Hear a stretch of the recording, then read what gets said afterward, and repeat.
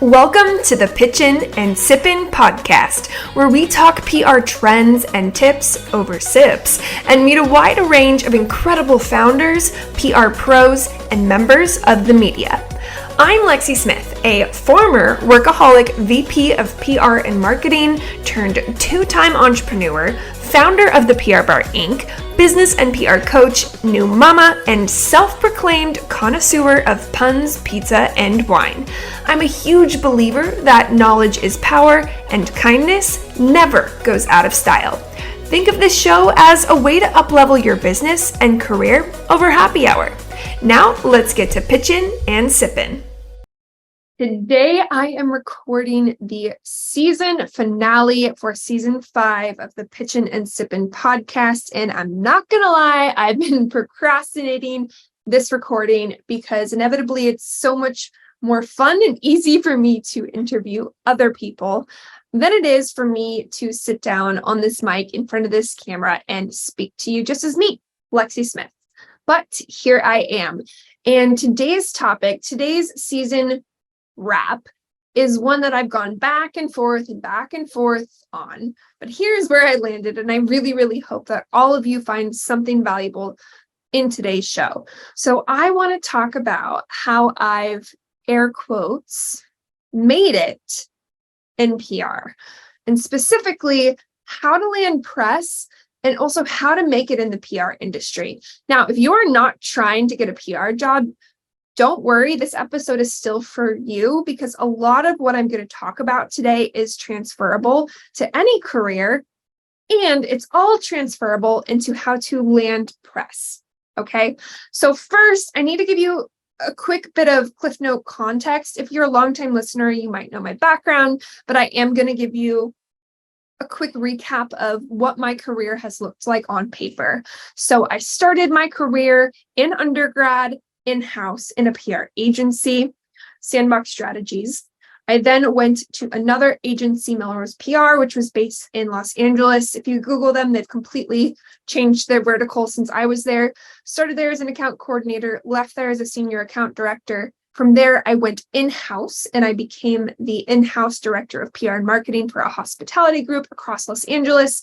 I then went into Summerland Winery as their director of marketing and PR before my last corporate stint at GeoLinks, which is a telecommunications company. And I started there as a director of PR, ended there as a VP of PR marketing and business development. And actually, GeoLinks is now my agency client today. Today, I have the PR Bar Inc., which is a coaching brand for PR, and the PR Bar Agency, which is an agency. Let me take a breather. Basically, guys, what this means is I've done agency in-house. I've been an executive. I have my own PR company. I teach PR. I do PR. I live PR. I breathe PR. PR. Okay, so I do know a thing or two about this industry. And when I think about how I've gotten to where I've gotten to, there are 6 things that I think have been really, really key to my success. And when I talk about them, I think they're completely applicable to success in business and to if you're trying to get press placements or any sort of positive PR momentum for yourself or a client. So here we go. The number one thing that I've done, and I think is really, really key, is to hustle mindfully. So people have a lot of feelings around hustle culture. Some people on both sides, right? Like there's some extreme thoughts on hustle culture for and against. I'm going to throw in my opinion to the mix. I believe that success does require hustle. That being said, I think you can do it mindfully and intentionally so that you don't burn out. And that's what's really, really key. I didn't hustle mindfully in 2019 when I landed myself in the hospital, which is part of the reason I transitioned into entrepreneurship. So I've done hustle culture wrong. I like to think now I've learned to do it right. And hustling mindfully can look like a few different things. It means you can still work your ass off, but you have boundaries. You can still work really, really hard and grind, but you're doing so with intention and with strategy behind it, right? So here are a few tips that I have for hustling mindfully. Number one, you have to know your own energy levels. This is something that I learned later in life. If you already know, great. If you've never heard this concept before, listen up. You and your energy at levels and how you work is very, very different than anyone else on this planet, right?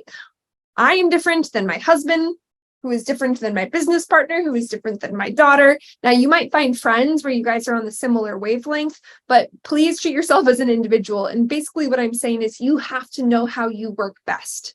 For me, I am not a wake up at 4 a.m.er, and I am not a late nighter. I am someone who needs 30 minutes post a podcast recording or call to recoup. I'm someone who can't do 6 back-to-back social engagements, right? Though doing too much, adding too much to my social calendar or too much to my day quickly depletes my energy and leads to burnout. So that's how I work. And that has enabled me to hustle within the bounds of my energy level. So I know that between the hours of 7:30 a.m. and 4:30 p.m., it's go time. My brain is on mostly with the help of coffee, and I'm able to get stuff done. I know by the evening time, and this is a boundary I've set, that I need to unplug, and that it's really, really important for me to do that so that I can show up again the next day and be efficient. If you are someone who has depleting energy, it is not to your benefit to work 16-hour days because your brain's just not going to operate optimally for that entire time. Okay. So sometimes something I knew in corporate, and I'm sure many of you heard, is there's almost a competition of whoever works the most hours is working the hardest and deserves success. I don't believe that. I believe you have to be really mindful and understanding your own personal capacity and work within those bounds. So again, tip number one there for hustling mindfully is to be mindful of your energy levels and work your hustle around it. Also have boundaries, set them from the get-go and hold them. So this is also another mistake I made early on in my career, but I learned to correct it before I left corporate. The first day on a job, the first day with a new client, set expectations of when you are and you are not available and how you work. So if you are starting a new job and all you want to do is impress them, so you start responding to emails 24 hours a day and at midnight, then you're setting a precedent for your boss or your client to expect that. That right there is a very quick way to lead to burnout. And it's actually not to their benefit, right? In order for them to get what they're paying for, they need 100% of you. In order for them to get 100% of you, you need to protect your cup because you cannot pour from an empty cup. So know your energy levels and have boundaries. Okay, so that's number one, hustle mindfully. So yes, you still have to work hard, but you can do so in a way that's thoughtful, and you can do so in a way that's still protecting your health. Okay, number two, you have to, if you want to make it in PR career-wise, or make it in PR, meaning get PR, network and build relationships. Some people, this comes naturally to. Some people thrive off of this. Other people, it's like grinding teeth and they hate it. I'm somewhere in the middle. I think I call myself an extroverted introvert, meaning I can turn it on, but I really, really need my alone time too. So that comes back again to knowing your energy levels. But I have to say, that quote of your net worth is your network is so, so true in this industry. Couple examples, the LA PR firm job that I landed largely was, besides my hustle, solidified by my past PR boss going to bat for me. He went to bat for me because I maintained that relationship. When I started this podcast, I tapped into more than 10 years of long-standing relationships that I had built with the media to secure my first lineup of guests before anyone knew who this podcast was, right? So yes, be mindful of creating relationships with journalists, but also don't lose touch with colleagues. Don't lose touch with professors, with past bosses. Really try not to burn bridges. Sometimes bridges aren't meant to be burnt, meaning you're not going to run across every single person that deserves to be in your life for the long haul, but be kind, be nice, and know that network is going to be key for you in more ways than one. Number 3 is to keep learning and evolving your media IQ. So I've talked about the value of continuously learning before, but what I want to highlight here is developing your media IQ. You guys, the media is changing. I did not learn, for example, about affiliate links in undergrad, point blank. And if I had just taken what I learned in school and I rested on that, I would not be where I'm at today. It is so important, especially in the digital landscape that we're living in, with media changing so quickly, that you are always learning, you are always upping your skill sets. It's something that employers are going to look for. It's something that clients are going to look for. It's something that you're going to need in order to land press. If you aren't up to date on the latest and greatest skills needed to perform your job, then you're not going to make it in this industry. Point blank. So something I like to do is I continuously subscribe to industry newsletters. I make a point and I time block myself attending new webinars, and I sign up for certain journalist Substacks. I like to attend their workshops, but learning is something that is a non-negotiable for my career. Number 4, kind of piggybacking on evolving your skill sets. The biggest skill set I find imperative to a successful PR practitioner, both this has been key in my career, but I've also hired a lot of PR people, is writing. If you want to make it in this industry, you need to become a good writer, doubly a good storyteller, okay? Don't just rely on ChatGPT or Bard, okay? There's a place and a purpose for that, right? And we'll see how they will continue to evolve. But foundationally, writing is such a key skill set for PR practitioners. So understand grammar, learn the basics of news writing and storytelling, learn what makes a great story, learn what is newsworthy, right? Work on developing a point of view, learn to write a press release, a pitch, learn to write a press bio, even if you think some of those things are outdated. These are key skill sets that both will help you get hired. They will also help you land press, because believe it or not, journalists know how to write and they're sitting at the other end of your pitches. So if you spell things wrong, have poor grammar, or don't understand the foundations, then likely you're not going to land what you're looking for.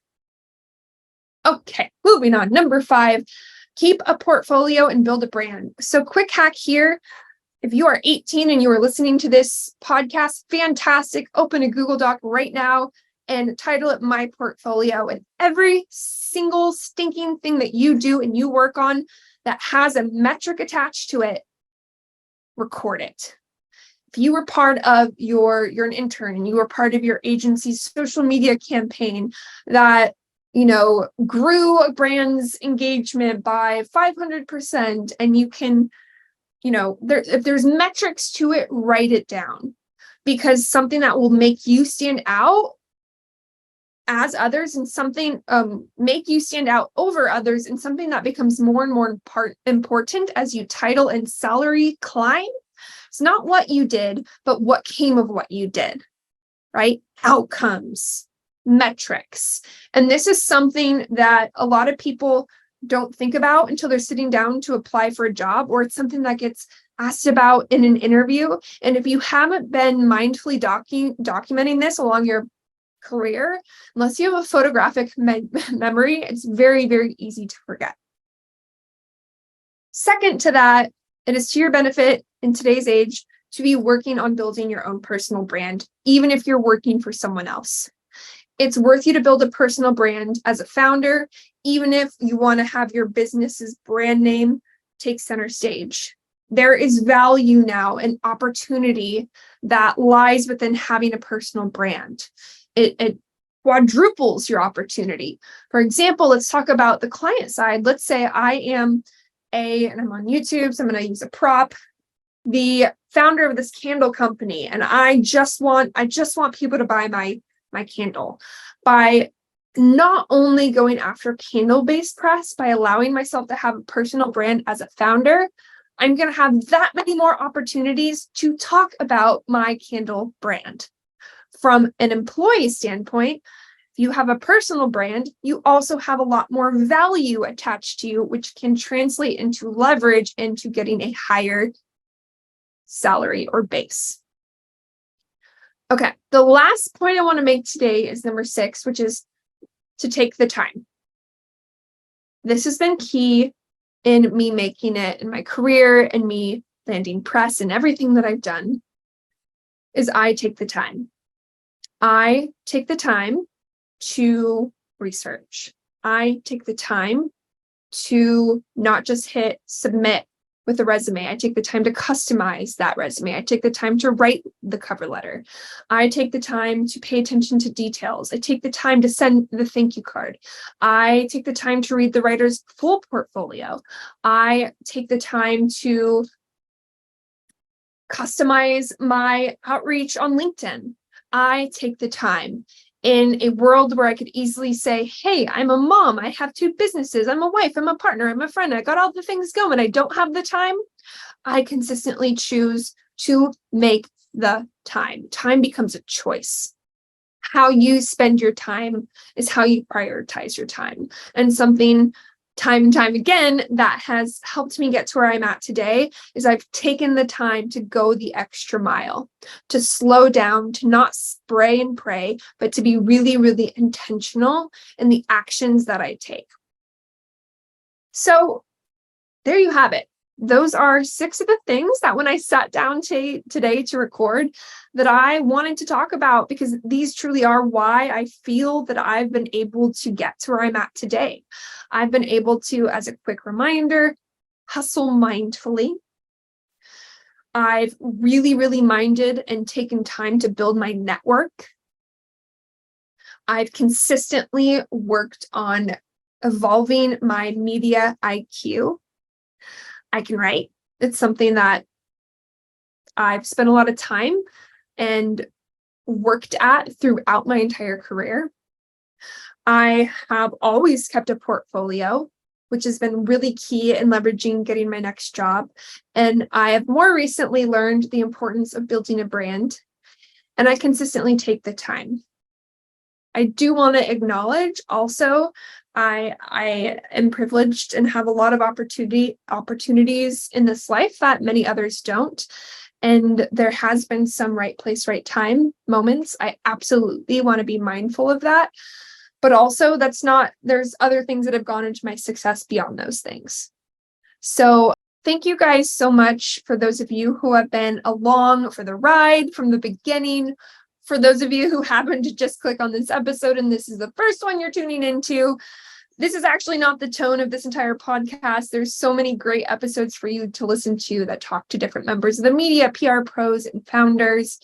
There will be season 6, so stay tuned. If you would like to apply to be on the show, listen to episode 100. I tell you exactly how to do that. If you are a long-time listener and there's a topic that you want to hear on season 6, please let me know, guys. There's only so many things I can think of on my own. I need input from you all. I want input from you all. This show is for you. It's for us. It's for us to keep evolving in this crazy world that we're living in. So until next time on the Pitchin and Sippin Podcast. Cheers. Hey guys, if you are enjoying the Pitchin and Sippin Podcast, please do me a huge favor and leave a review wherever you are listening. If you want to connect with me to learn more about the PR Bar Inc., You can do so on Instagram at theprbar_Inc., or you can check out my website at theprbarinc.com.